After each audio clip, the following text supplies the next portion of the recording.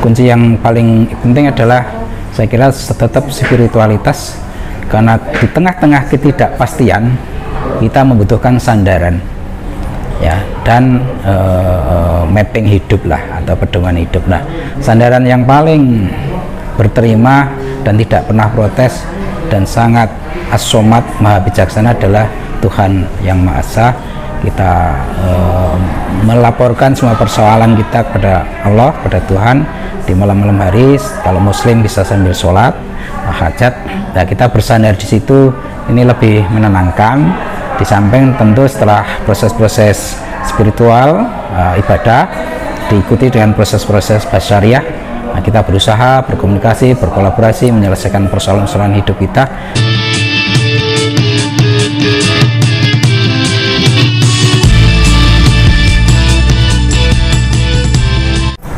Jadi remaja sekarang ini tampaknya seringkali gampang menyerah atau kurang tangguh dalam menghadapi tantangan hidup. Bagaimana pendapat dengan pribadi? Ya, saya kira gejala itu memang ada, tapi survei-survei yang menunjukkan data atau fakta itu kan belum semuanya kita peroleh ya. Jadi kasus-kasus remaja yang berprestasi juga banyak. Remaja yang bisa mengatasi atau bertahan dalam persoalan-persoalan hidup mereka juga banyak. Hanya memang media seringkali memblow up hal-hal yang tampak negatif, atau bahwa remaja kita kurang tangguh.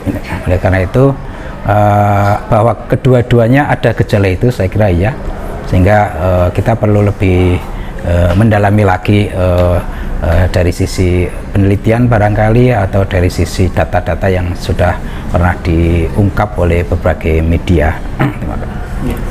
Barangkali ada pesan-pesan khusus Prof. Hadi agar remaja kita lebih tangguh dalam menghadapi masalah itu.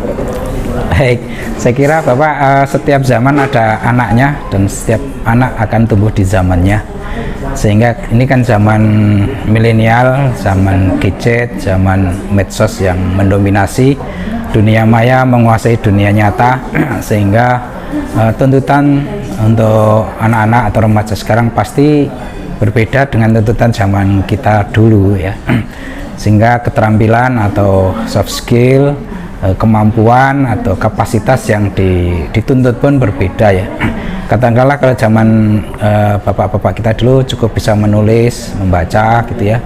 Sekarang tidak cukup, harus bisa mampu untuk membaca data yang lebih banyak, memahami persoalan yang lebih komprehensif, bisa berkomunikasi dengan lebih baik, berkolaborasi dengan sesama, dan tentunya juga kemampuan problem solving untuk problem era sekarang ya.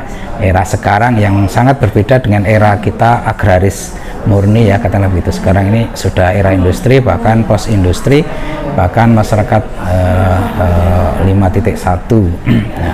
Nah, oleh karena itu saya kira kuncinya adalah belajar, sama-sama belajar, baik dengan sesama, dengan guru, dengan alam, dengan buku-buku bacaan dan semuanya. Dan kunci yang paling penting adalah saya kira tetap spiritualitas, karena di tengah-tengah ketidakpastian kita membutuhkan sandaran ya, dan mapping hidup lah, atau pedoman hidup. Nah, sandaran yang paling berterima dan tidak pernah protes dan sangat as-somad, maha bijaksana adalah Tuhan yang Maha Esa. Kita melaporkan semua persoalan kita kepada Allah, kepada Tuhan di malam-malam hari. Kalau muslim bisa sambil sholat hajat, nah kita bersandar di situ, ini lebih menenangkan. Di samping tentu setelah proses-proses spiritual, ibadah diikuti dengan proses-proses basyariah, nah kita berusaha berkomunikasi, berkolaborasi, menyelesaikan persoalan-persoalan hidup kita, persoalan-persoalan hidup anak-anak SMA dan seterusnya, anak-anak remaja.